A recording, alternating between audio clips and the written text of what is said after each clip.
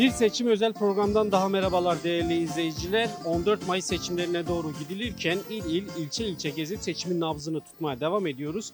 Manisa'dayız. Bugün Manisa'da halkın seçmenin nabzını tutmaya çalışacağız.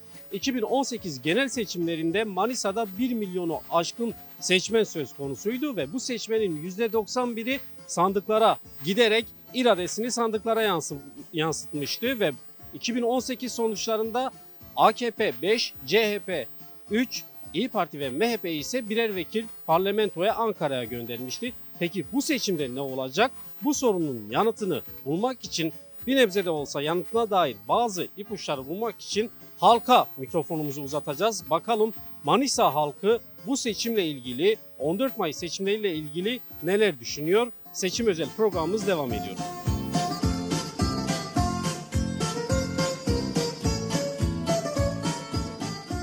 ...14 Mayıs seçimlerinde hangi partiye veriyorsunuz? Oyumuzu kendimize veriyoruz, Yeşil Sol Parti'ye veriyoruz. Allah'ın izniyle kazanacağız inşallah. Neden peki Yeşil Sol? Yani nedeni belli zaten abi. Gündeme bak, ekonomiye bak, ülkedeki adalet sistemine bak. Her şey de belli zaten abi.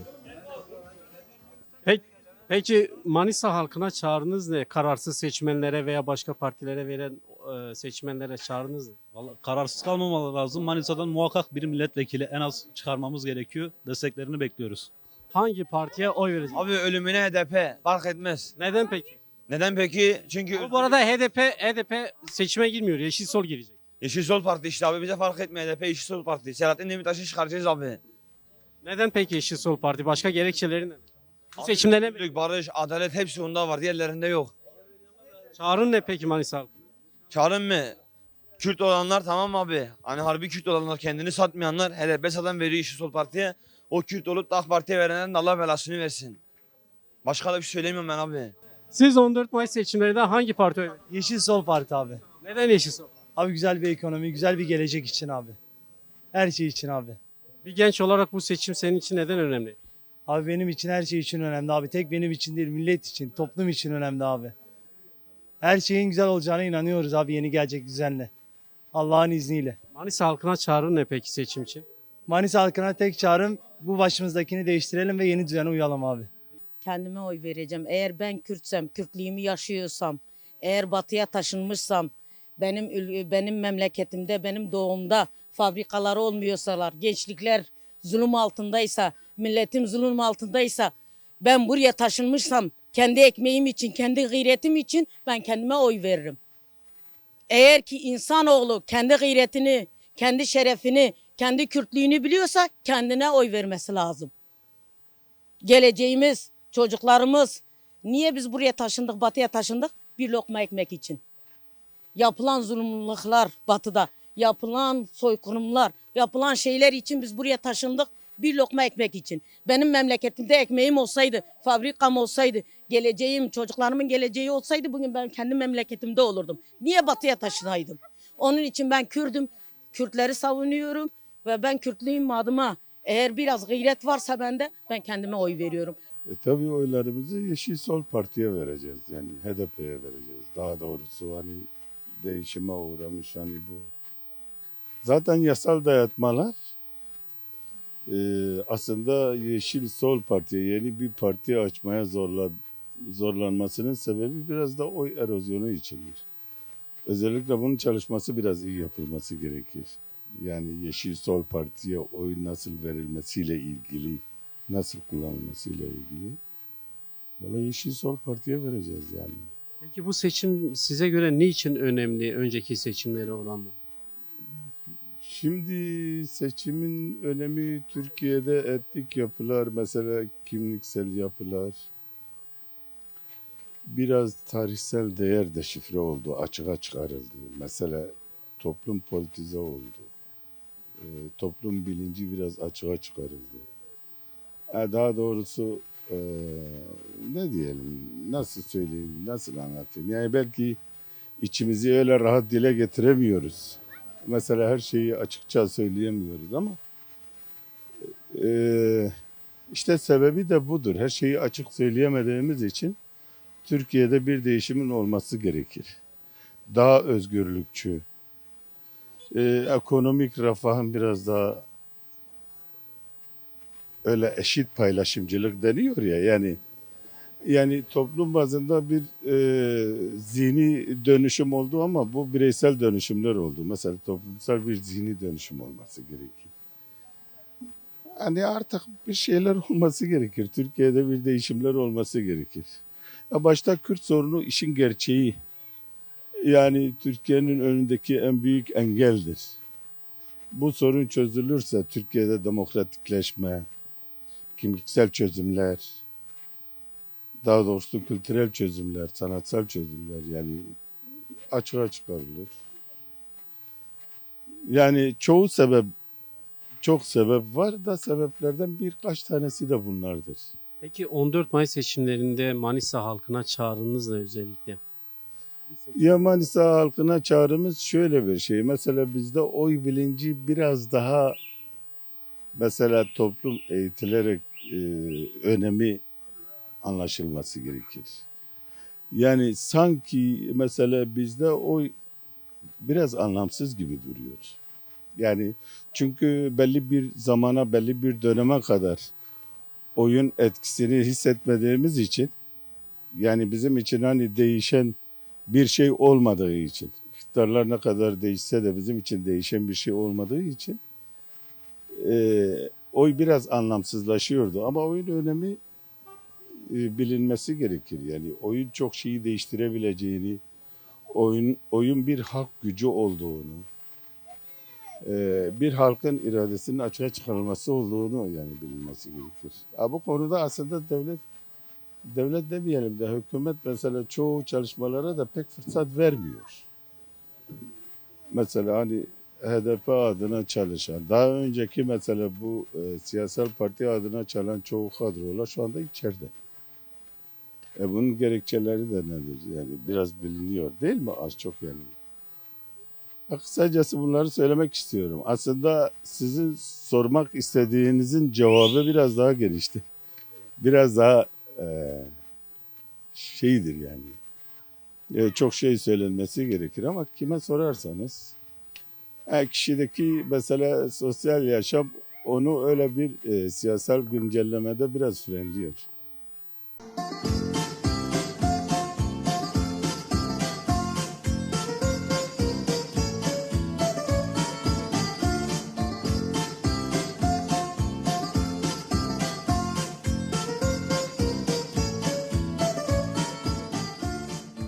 14 Mayıs seçimlerinde hangi partiye oy vereceksiniz? 14 Mayıs seçimlerinde Yeşil Sol Parti'ye oy vereceğim. Yani kendi partimiz, kendi şeyimiz, vicdanımıza oy vereceğiz yani. Neden peki Yeşil Sol Parti özel? Bir emekçi olarak, bir genç olarak seni Yeşil Sol Parti'ye yönlendiren nedir? Çünkü yani diğer partiler bana şey gelmiyor, cazip gelmiyor. Ben kendi Kürdüm, ben Yeşil Sol Parti'ye vermek istiyorum ve düşüncelerim gayet onu destekliyor yani. Peki bu seçimle birlikte neyin değişmesini özellikle istiyorsun? Ya tek adam rejiminin değişmesini çok istiyorum mesela. Yani herkes kendi hakkını savunsun istiyorum. Bu şeyde mecliste her türlü yerde yani kesinlikle hiçbir tek kişi karar veremez buna. Herkes kendi hakkını savunsun istiyorum. Çağrınız ne peki Manisa halkına? Manisa halkına ve herkes vicdanına sahip çıksın. Herkes elini vicdanına koysun. Yani halimizi görüyorsunuz. Kaç kişiyiz burada çalışıyoruz ama günümüzü geçiremiyoruz. Yani zor geçiniyoruz günümüzü. Ama onun için yani herkes elini vicdanına koysun. Kararını versin. Hangi partiye oy vereceksin? Yeşil Sol Parti. Niçin Yeşil Sol Parti? Niçin yıllarca sömürüldük? Dilimiz yasaklandı. Haklarımız yenildi. O yüzden bu tek adam rejiminin sona ermesini istiyoruz. Çeşitlilik olsun mecliste, bütün halklardan parlamenterler olsun.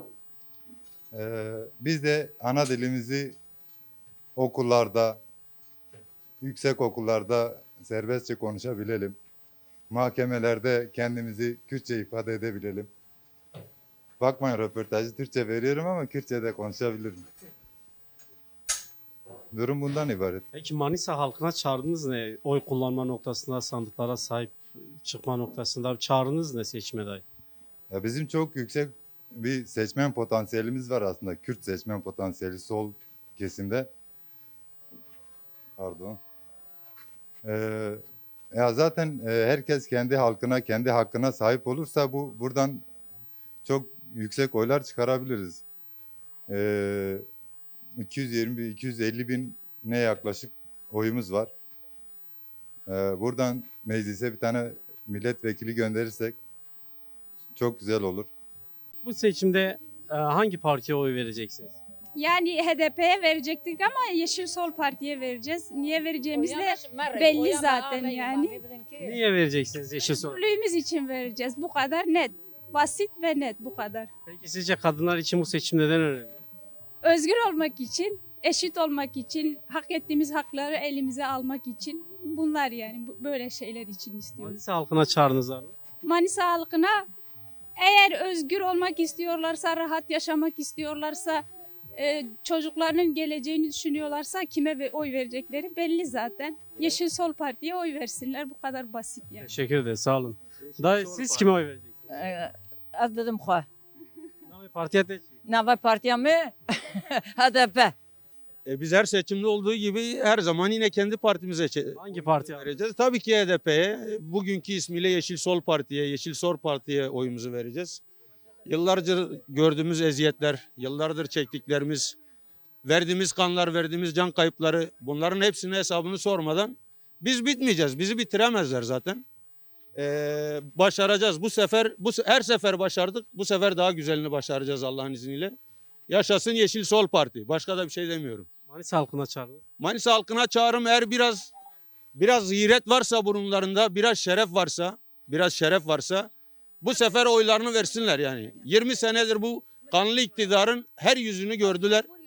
Eğer birazcık haysiyet, namus, şeref varsa insanlık adına, şerefleri adına oylarını kendilerine versinler. Kendilerini neyden olarak görüyorlarsa artık oylarını oraya versinler. Diyecek başka bir şeyim yok. 14 Mayıs seçimlerinde hangi partiye önce oy vereceksiniz? Onu Yeşil Sol Partisi abi. neden Yeşil Sol? Yeşil Sol Partisi'ni neden istiyoruz? Halkın umudunu olduğunu inanıyorum. Çünkü yıllarda beri, 20 senede beri aynı iktidar. Ekonomi yolları her şey ortada zaten. Bunların hiçbir tarafı inandırıcı altı gelmiyor. Halk yani kararını vermiş bana göre bir halk olarak düşünerek, birey olarak yani Yeşil Sol Partisi kazanacak.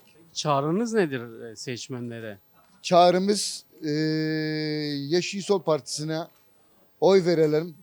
Meclise 100-120 milletvekiliyle meclise girelim.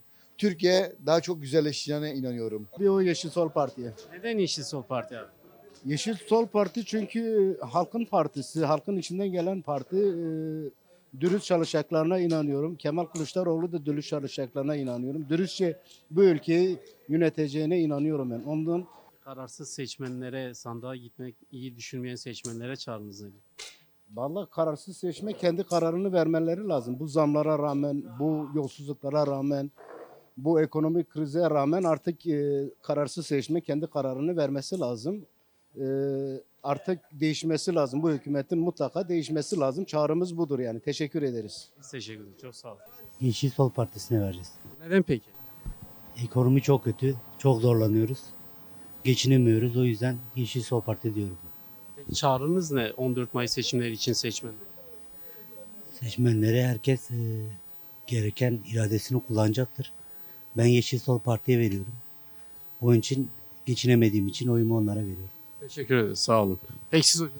Ben de Yeşil Sol Parti'ye. Neden peki? Ya o partiye enkleme daha çok uygun görüyor.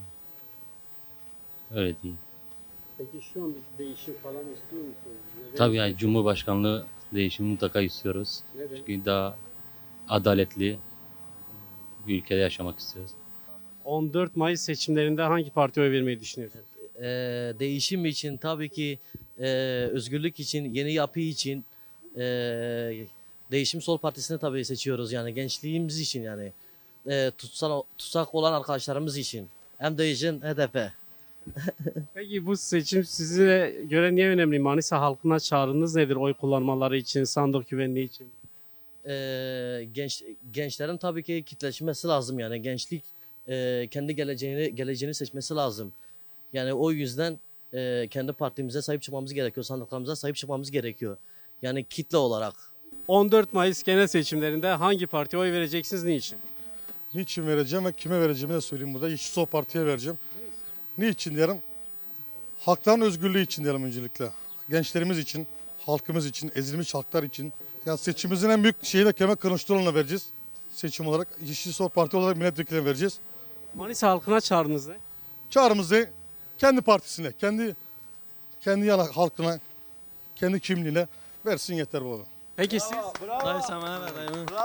Siz 14 Mayıs seçimlerinde kime oy vereceksiniz? Dayı şimdi 21 yıldır aynı sistemle bu ülke devam ediyor.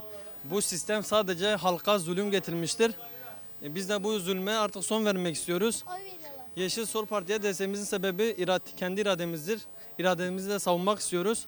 Hani artık bu 21 yıldır zulmün, bu iktidarın artık bu toplumdan değişmesini istiyoruz. Bu sistem hani bu topluma her türlü zararı getirdi. Hiçbir karı yok. Sadece yol ve köprülerle, makarnalarla insanları kandırdılar. Sadece burada topluma söyleyeceğim şey bilinçsiz toplum hapsedilmeye mahkumdur. İnsanlarımız sürekli değişiklik yapmak zorundadır. Aynı kafayla sadece yani batabilir. Bu ülkenin tek çıkışı değişikliktir. Bunu bütün partilere hani hangi iktidar gelirse gelsin hepsinin bir zararı vardır ama 21 yıldır bu sistemi artık çökertmek lazım. Bu sistemin çökmesi için de değişikliğin şart. Ne söyleyebiliriz? Manisa halkına çağrınız ne? Manisa halkına çağrım yani biraz düşünsünler ya insanların sadece düşünmesi lazım. Düşünse yeterli yani. 14 Mayıs seçimlerinde kime oy verecek? Yeşil Sol Parti. Neden Yeşil Sol Parti? Çünkü kendi partim olduğu için. Hangi partiye oy verecek? Yeşil Sol Parti'ye vereceğim. Niçin Yeşil Sol Parti? İnsanlarımız nasıl bir mahalle muhtarı kötü olduğunda her dönem değiştirdiğinde hükümeti de değiştirmeli. Yerel bir seçim bu. 21 yıl iktidar sürüyor. 13 tane zengin insan 48 milyondan daha zengin bu ülkede. Böyle bir adalet olmaz. Her şey çok pahalı.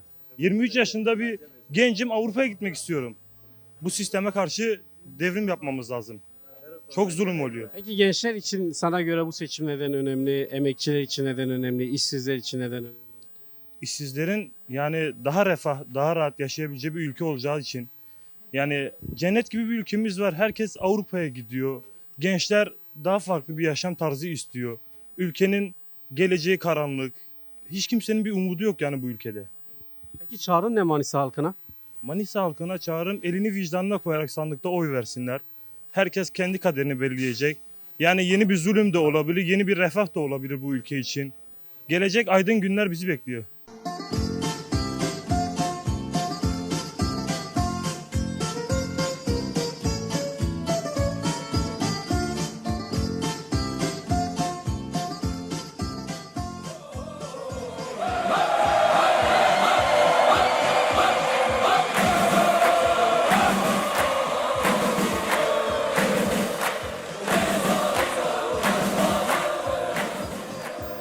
Mayıs genel seçimlerinde hangi parti oy? Tabii ki Yeşil Sol Parti. Niçin Yeşil? Birliği, barışı, kardeşliği, çoğulculuğu, tekçiliğe karşı olması. Bu yüzden bizler hepimiz Yeşil Sol Parti diyoruz. Siz kime oy vereceksiniz? Tabii ki Sol Parti. Başka kime nasıl soruyorsun? Bu nasıl bir şey? Biz Erdoğan'da artık nefret ediyoruz. Biz 1 kilo şeker alamıyoruz, 1 kilo et alamıyoruz. Biz perişanız. İnşallah hep serkevim. Kazanacağız. Peki siz bir saniye siz kime oy vereceksiniz? Yeşil Sol Parti tabii ki. Niçin Yeşil Sol Parti? Ona güvendiğimiz için. Barışı getirecek, kardeşliği getirecek, her şeyi getirecek. Ona güveniyoruz. Halka, kadınlara çağrınız ne? Çağrımız hepsi Yeşil Sol Parti desin. O kimseye oy vermesin. Soğan alamıyoruz. Ne diyeceğim daha? Soğan alamayan ülke ne yapacak? Tabii Yeşil Sol Parti'yi tercih edecek. Ona oy vereceğiz vallahi. Kimseye veremeyiz. Maalesef. Siz peki abla? Biz de Yeşil Sol Parti'ye veriyor. Her zaman onun yanındayım. Oy veriyorum. Barış istiyorum. Kardeşlik istiyorum. Her zaman. Onun yanındayım. Hangi partiye oy vereceksiniz? Biliyorsunuz bizim parti hangisidir? Hangisi amca? HDP. Niçin HDP oy vereceksiniz? 83 yaşında olmuşum. Şimdiye kadar HDP veriyorum. Şaşmam diyorsunuz. Yok şaşmıyorum. Valla benim 1000 tane oyum da olsa bu partidir. Başka partiye vermem. Abi bana parti ismi söyler misin? Anket yapıyorum. Ha bak. Çeksin arkadaş. Tamam arkadaş ismi ne? Bana partinin ismini söyle. Ben söylemiyorum parti ismini. Peki Manisa halkına çağrınız ne bir seçmen olarak? Valla Manisa halkına ne çağrımız olacak ki? Patates olmuş 35 milyon. Ondan sonra domates olmuş zaten 30 milyon. Yani eskiden bir 50 milyona biz pazarı hepsini yapıyorduk. Şimdi 2 kilo patates alamıyoruz. Hangi partiye oy vereceksiniz? Abi HDP'den başka partiye oy vermem hayatta. Niçin HDP? Kürt doğdum, Kürt ölürüm yani sonuna kadar. HDP hani AKP'ye zaten vermem. Yani bugüne kadar AKP bizi mahvetti, bu hale getirdi. Yani yoksulluk desen ne desen, açlık sınırı desen hani AKP'ye vermem yani HDP'yi seçiyorum. Peki genç olarak bu seçimin niye önemli görüyorsun bir genç olarak? Vallahi abi bugüne kadar AKP'ye verdiler. AKP herhangi bir şey yapmadı. Hani hep yapıyor gibi gösterdi ama hep çaldı çırptı. Herhangi bir şey yapmadı bugüne kadar. Hani millet gözünü açması lazım, düşünmesi lazım. Ya bugüne kadar verdik, biz açız. Hele bugünden sonra bir değiştirelim kendimizi, kararımızı bir değiştirelim. Başka biri gelsin, bir belki iyi bir şey yapar yani. Millet bunu düşünmesi lazım. Ailenin 7'sinden 70'ine bütün ferdinden herkes Yeşil Sol Partisi'nden. Bugüne kadar Allah bunların hep bu fırsatı verdi. Bunlar aldı, yedi, çaldı, çırptı. Bizi bu hale getirdi. O yüzden bu bizim için fırsat. Hepimiz Allah'ın izniyle bu seçimleri devireceğiz. En başa, en baba yeni getireceğiz. Hepimiz yolumuza devam edeceğiz. Peki bir genç olarak beklentin ne bu seçimden? Benim mi? Çıkış yolu, çözüm, barış, başka bir şey değil. Parti olarak hangi partiye oy vereceksin? Olarak Yeşiller Sol Partisi tabii ki. Neden Yeşiller Sol Parti? Yani bu ülkeye, bu ülkenin halkına, ekonomisine, bu ülkenin sorunlarına çözüm gücü olabilecek tek partinin Yeşiller Sol Parti olduğuna inanıyorum. Peki size göre bu seçim neden önemli? Neden insanlar özellikle sandığa gidip bu seçimde oy kullanmalı? Yani bana göre bu seçim tabii ki çok önemlidir. Son 21 yılın bir sisteminin yıkılması gerekiyor. Yeni bir yüzden, yeni bir siyasetçilerin bir siyasetin içine müdahil olması gerekiyor. 21 yıldır aynı simalar görüyoruz. Bu ülkenin getirdiği durum gözler önündedir. Biz bunun için artık bundan sonra Yeşiller Sol Partisi'nin de içine yer alabileceği bir meclisi görmek istiyoruz çoğunluk olarak. Peki bu anlamda Manisa halkına çağrınız ne? Gerek kararsızlar olsun, gerekse diğer kesimler olsun. Ne için oy kullanmaları gerekiyor size göre? Niçin Yeşil Sol demeleri gerekiyor? Yani bana göre Manisa'nın tabii ki bütün halkının bu seçime oy kullanması gerekiyor. Herkesin sandık başına gitmesi gerekiyor. Yeşiller Sol Partisi'nin Manisa'da 2 tane milletvekilinin alması gerekiyor. Bu bizim için olmazsa olmazımızdır. Manisa'da geçen dönemde biz bir milletvekilini kaybettik, çıkaramadık. Fakat biz bu dönemde bir tane milletvekilini, ikinci milletvekilini zorlamayı düşünüyoruz. Nedeni de buradaki insanların kendi başının çaresine bakması gerekiyor. Bu Manisa'da bu insanların sosyal, ekonomik sıkıntılarına çözüm gücü olabilecek hiçbir siyasi gelmedi, hiçbir siyasi parti gelmedi. Özellikle Manisa gibi bir yerde tarım işçileri, organize sanayi, çok büyük bir sanayiye sahip bir Manisa'dır. Bunların hiçbirinin sorunlarına çözüm gücü olabilecek bir siyasi parti gelmedi. Ve bugün de bu siyasi partinin, Yeşiller Sol Partisi'nin bir milletvekili göndermesi halinde milletvekillerinin bu tarım işçileriyle ve organize sanayi bölgesinin işçileriyle birlikte olabileceğine inanıyorum. Son bu pandeminin ilk başlangıç dönemler bugüne kadar biz Manisa'da çok ciddi Manisa'yı temsilen giden milletvekilleri, siyasi parti milletvekillerinin hiçbirini burada göremedik zaten.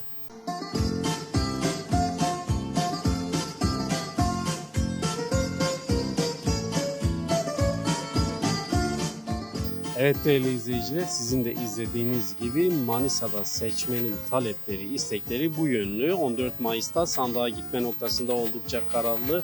Özellikle de kendilerinin de belirttiği gibi yaşanan ekonomik kriz ve yoksulluk Manisa halkının gündeminde.